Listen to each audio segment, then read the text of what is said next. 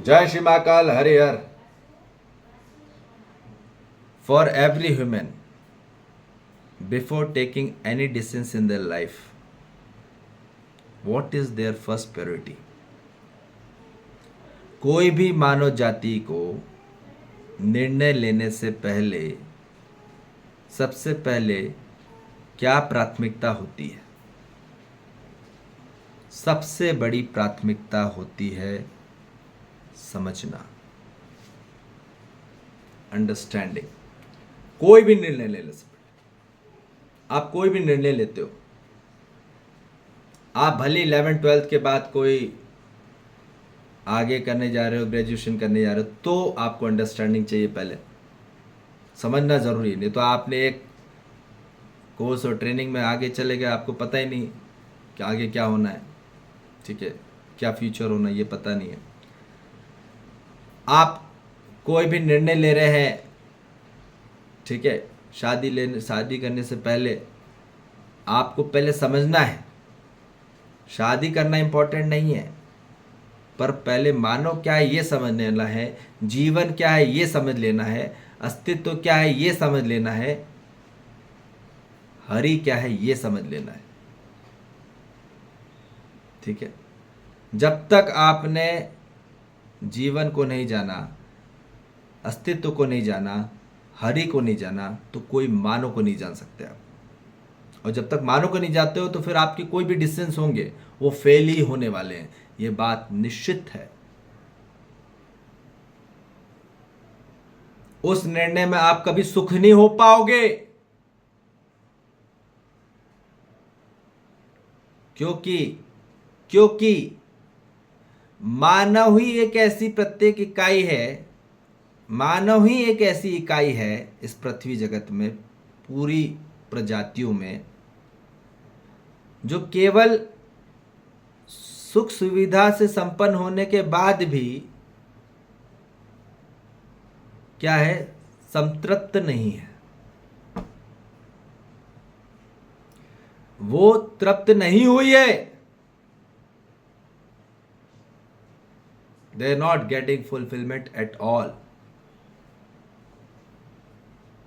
तृप्त ही नहीं हो पाया। क्यों नहीं हो पाया? क्योंकि पहले समझा नहीं। तो इसलिए अंडरस्टैंडिंग आती है फर्स्ट प्रायोरिटी पे। याद रखिए, जिनके जीवन में अंडरस्टैंडिंग नहीं है उनके जीवन में कभी समाधान हो नहीं सकता, कभी भी नहीं हो सकता। जो कभी भी अंडरस्टैंडिंग नहीं रखेंगे अपने जीवन में स्वयं और समग्र के लिए, सेल्फ एंड टोटली के लिए, तब तक मानव जाति के इसमें समाधान नहीं हो सकता। और जब तक समाधान नहीं हो सकता वो सुखी नहीं हो सकता। तो इसलिए ये बात ध्यान रखना है कि हमको समझना कार्यक्रम, हर मानव जाति को कोई भी निर्णय लेने से पहले समझना पहला कार्यक्रम है। ठीक है, एक बात ध्यान रख लो। ठीक है, शादी करने के पहले समझना जरूरी होता है ना। शादी करना इंपॉर्टेंट नहीं है, बच्चे पैदा करना इंपॉर्टेंट नहीं है, पहले समझना इंपॉर्टेंट। आपने लाइफ जाना नहीं है, अस्तित्व क्या है ये नहीं जाना, हरि क्या है ये नहीं जाना, तो फिर आप अपने निर्णय से ही पछताओगे, ये बात निश्चित है। उसमें मानव दुखी पीड़ित ही रहेगा। तो इसलिए पहले समझना जरूरी है। जब तक अस्तित्व को नहीं समझेंगे, आप दुनिया का कितना बड़ा भी करियर को पालो, ये हमारी गारंटीड। इस पृथ्वी का कोई भी में आप करियर में सक्सेस होके आ जाइए, आप सुखी नहीं हो पाएंगे, ये बात निश्चित है। जब तक मानव अस्तित्व को नहीं जानता है, जीवन को नहीं जान पाता, जिंदगी क्या है ये नहीं जान पाता, ठीक है, तो वो हरि को भी नहीं जान पाता। जब हरि को नहीं जान पाता तो किसी मानव को नहीं जान पाता। अब वो कितना भी मानव अपनों के साथ रहे पराये के साथ है, उससे किसी को नहीं जान पाता। ठीक है ना। तो इसलिए ये कहा जा रहा है कि कोई भी डिसीजंस लेने पहले समझना ज़रूरी होता है। इसलिए समझो, पहले जीवन की विद्या को ग्रहण करो, फिर आगे बढ़ो। भले आप यदि यंगस्टर्स में हो तो पहले आपको समझ लेना चाहिए कि जीवन क्या है, अस्तित्व क्या है, फिर उस हिसाब से आगे बढ़ें प्रकृति को संरक्षित कहते हुए। ठीक है ना। सामाजिक के नियमों को पालन करते हुए, प्राकृतिक नियमों को पालन करते हुए।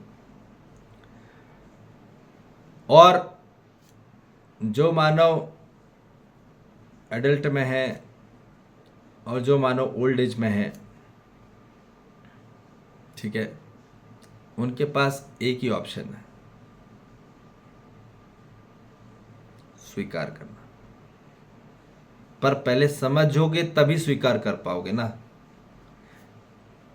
इसलिए फर्स्ट प्रायोरिटी समझना ही है और लास्ट चांस सिर्फ एक्सेप्ट करना है। इसके सिवा और कोई है नहीं। पहला दरवाजा है अंडरस्टैंडिंग, लास्ट दरवाजा स्वीकार। ठीक है,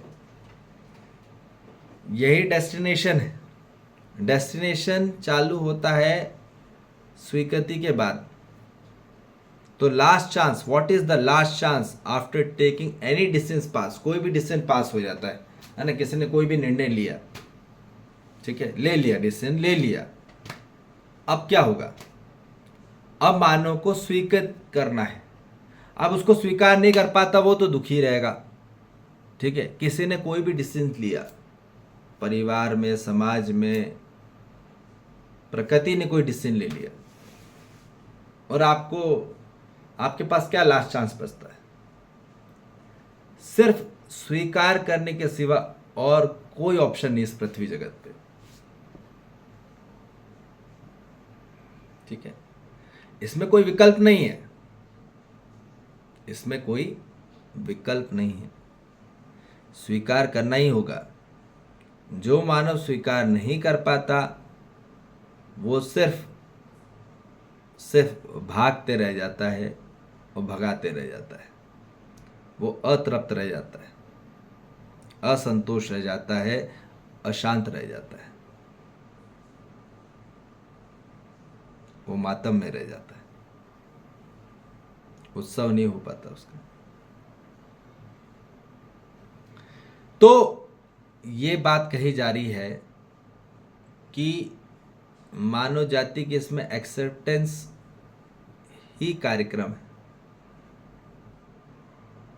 जितना भी ये शिक्षा का कार्यक्रम है, जो शिक्षा कराई जा रही है चेतना जागृति की, कि आपके जीवन में स्वीकृति आ जाए, ये आखिरी पड़ाव है।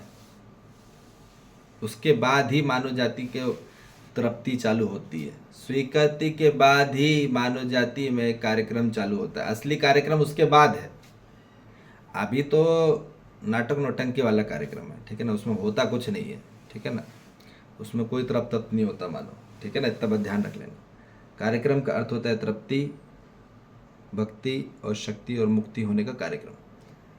असली कार्यक्रम है स्वीकृति के बाद, संपूर्णतः और निश्चित और निरंतर स्वीकृति के बाद। कैसे स्वीकृति?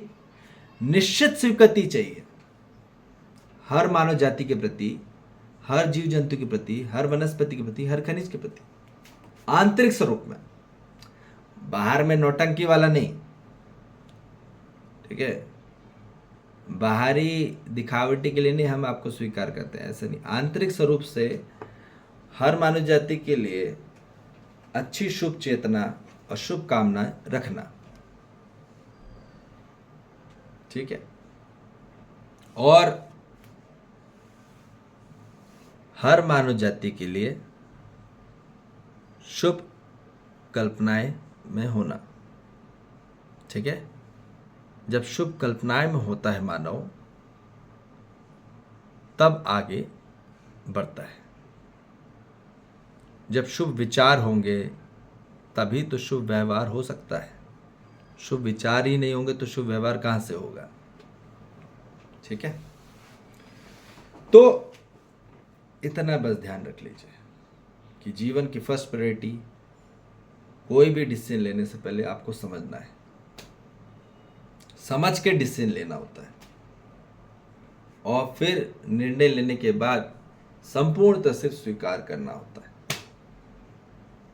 समर्पित होते हुए, संपूर्ण समर्पित होते हुए, टोटली डेडिकेटेड एंड डिवोटेड होते हुए एक्सेप्ट करना होता है। तब मानव जाति को तृप्ति चालू होती है। क्या होती है? तो यह संपूर्णतः इस प्रकार का कार्यक्रम है, ठीक है।